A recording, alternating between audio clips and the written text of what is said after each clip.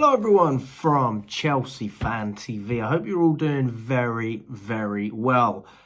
This is a video that I already spoke about briefly, and look, a lot of you did not agree with what I said at all. I basically called out Enzo Fernandez.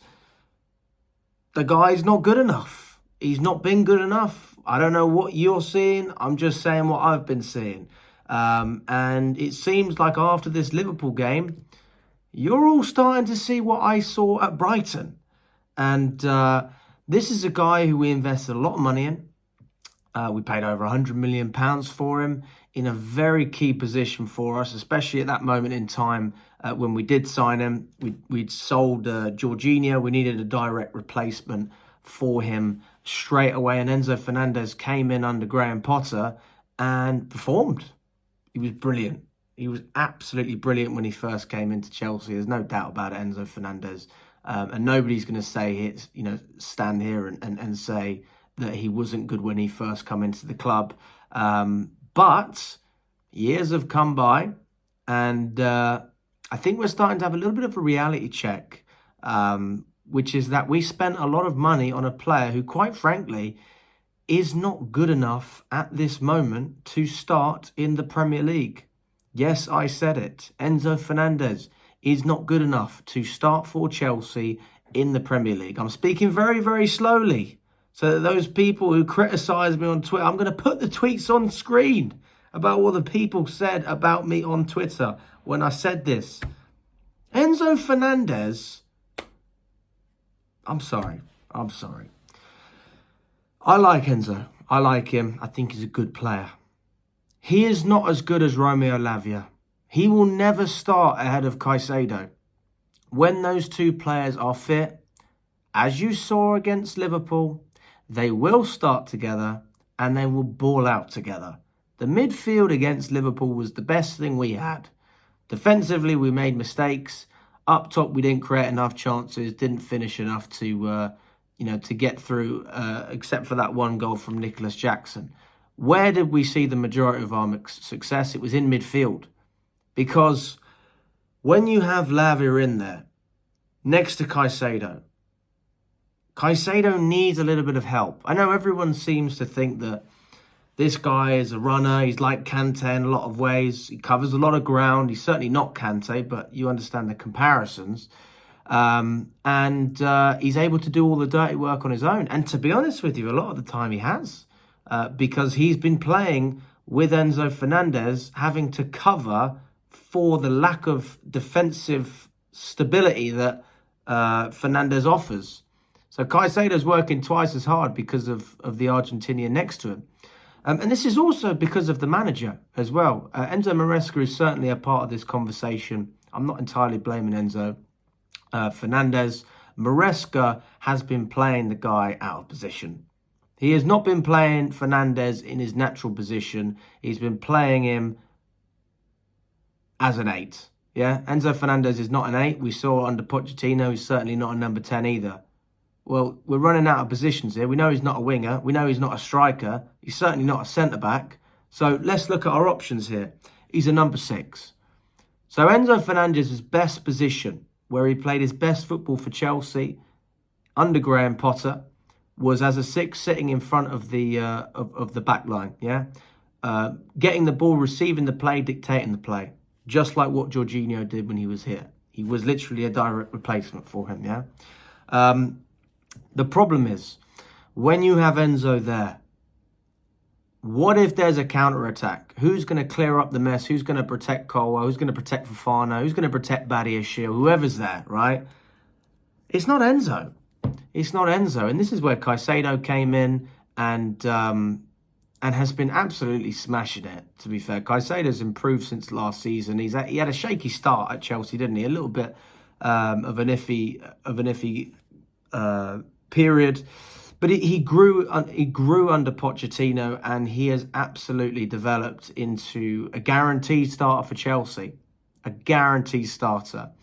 And because of what we have with Caicedo and Lavia, we're going to break it down why we don't need Enzo Fernandez to start in the Premier League. And I don't want this to sound like like this is just Enzo Fernandez hate. I want it to be more about how good Caicedo and Lavia are and how they complement each other, which therefore allows us to not need a player like Enzo Fernandez because we already have the quality necessary to cope without him. So, where do we get the majority of our success with Enzo Fernandez? What does he bring? I think that the majority of Chelsea fans will agree his passing is exceptional. He's very good at picking a pass. He's very good at spreading the play. When he can see what's in front of him in the pitch, Enzo Fernandez is absolutely sensational. There's no doubt about it. But what else does he have? And this is the other question I have for you. Is he fast? Is he strong? Does he win 50-50s? Can he score goals? Does he get a lot of assists? Is he good in and around the box? Is he good at dealing with counter-attacks? Is he a good set-piece taker? Now, out of all of those points I've made, I actually struggle to see more than maybe one or two. That Enzo Fernandez I look at and, he is good at that. He's good. Now, if I did the opposite with Caicedo or Lavia, I'd be able to say a lot more that I like. Now, I'm not saying that they've got the flair in terms of taking a banging free kick like we saw Enzo Fernandez do against Aston Villa. There's moments of magic that any player can have. I know that Fernandez has a lot in his locker. He is a player who has a ceiling which is very, very high. But it almost seems to me like the way this squad is gelling, Enzo Fernandez is becoming less and less relevant to Maresca's tactics and what Maresca wants to do with this team, which is why he dropped him against Liverpool. What do you want against a solid midfield? You want a midfield you can count on, that you can rely on. I don't feel like that about Enzo Fernandez, and I certainly do when I've got Caicedo and Lavia in there. Defensively, they are both sensational. On the ball as well, they don't give it away much, especially not Lavia. I mean, Lavia, oh my God. Oh my goodness. When he's fit, he starts ahead of everyone in the midfield. He's so good. He's so good. We paid double the price for Caicedo, but if Lavia's fit all the time, he's a better player. I'm not even joking. The talent is off the scale.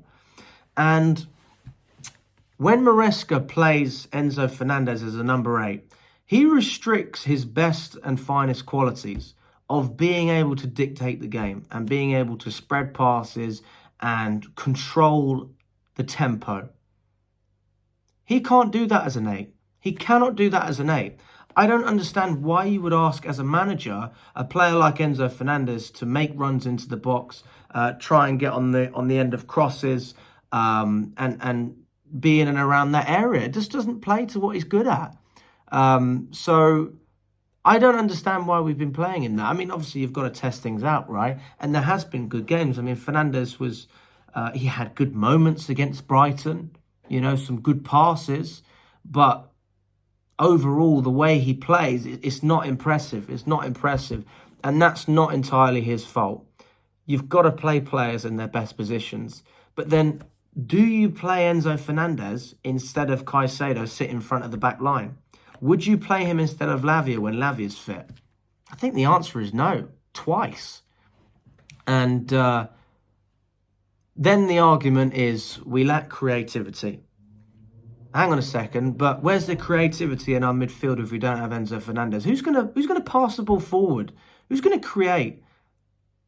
Who's gonna drive the ball? I think Caicedo and Lavia are perfectly capable, to be honest with you. Lavia's a fantastic dribbler. He's unbelievable. When he receives the ball and he's able to turn, he's so agile. And he's got such a low centre of gravity. He's so quick with his feet. He'll get past one, he'll get past two, and then he'll give it to the next player. Great for, being press resistant. Absolutely fantastic. And then Caicedo, more than capable of stringing a pass together. He can break through a pass. And if you're still wondering where we're going to get our creativity from, hang on a second. We got Jadon Sancho and Cole Palmer in there. We're not struggling. we are not struggling. Yeah, it's a really controversial topic, isn't it? But I think it was more controversial 2-3 weeks ago when I first mentioned it. Right now, it actually just seems to be common sense and logic. You have to play Lavia with Caicedo. You have to do it. And Enzo Fernandez, at this moment in time, he's going to be playing Thursday nights. I would not be surprised if we see Enzo Fernandez against Panathinaikos alongside Dewsbury Hall. Fernandez in the 6 and Dewsbury Hall as an 8. That would not surprise me at all. Because against teams where you're not necessarily going to struggle as much in terms of counter-attacks, you're going to have the majority of possession.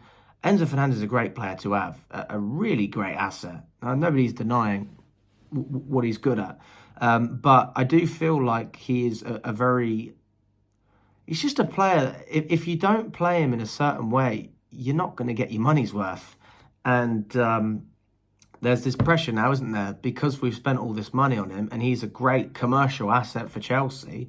I mean, if you said to an opposition fan, what 2 or 3 players come into your head when you think of Chelsea? It's probably Cole Palmer, then Enzo Fernandez. Very, very well-known player. So good for the Chelsea brand in that case. You get what I'm talking about. I'm just talking commercially, yeah, as if I was one of the owners. But yeah, I just think that at this moment, Lavia is going to be starting whenever he's fit in all Premier League games because he is that good. And Caicedo loves having Lavia alongside him. I think Lavia makes Caicedo's life easier. I think he allows Caicedo to do what he wants to do rather than having to cover someone else. And we're going to see the best out of both of them when they play together. And it's unfortunate because we almost have to, I don't know how to say it, not forget about Enzo Fernandez because he's a good player, but we have to appreciate the other players that we have in this team who are just better. They're just better. And hopefully Enzo Fernandez can turn this around and be what he once was when he first come in. But that means dropping Caicedo and probably dropping Lavia as well, or at least one of the two, which I don't see happening at the moment. So if there is a solution to make this team work with Enzo Fernandez playing at his best, I think he's a great player to have. But I don't see how he makes Chelsea a better team at the moment. I actually think he hinders us. I mean, look at his win rate. It's only 32% of games that Chelsea win when Enzo Fernandez takes part. We win over 80% of games when he doesn't. These statistics are very, very harsh. But they're statistics. They're true. And I watch the games. I see it with my eyes. Enzo's a great passer of the ball. He's a beautiful player to watch. There is something that is not working. So Enzo needs to figure something out. Maresca needs to figure something out. And that's going to be how well, there's no other way that we can move forward. Right now, it's got to be Caicedo and Lavia for me. And Enzo's going to be playing Thursday nights in cup games.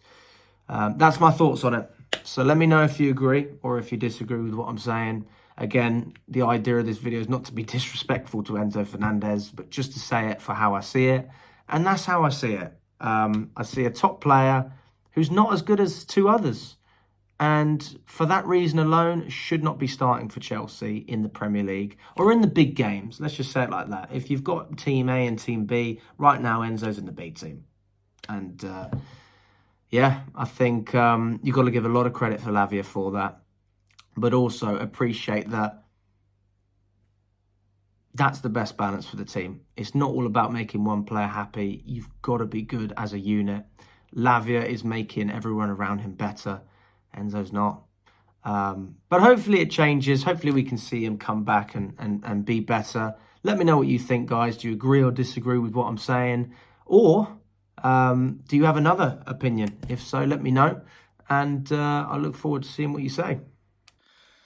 If you enjoyed the video, just before you go, check out Omely, guys. Check out Omely. We're working with Omely at the moment. It's an app where football fans can speak to other football fans, myself included. Everyone from Chelsea Fan TV is on Omely. It's an app. You can download it for free.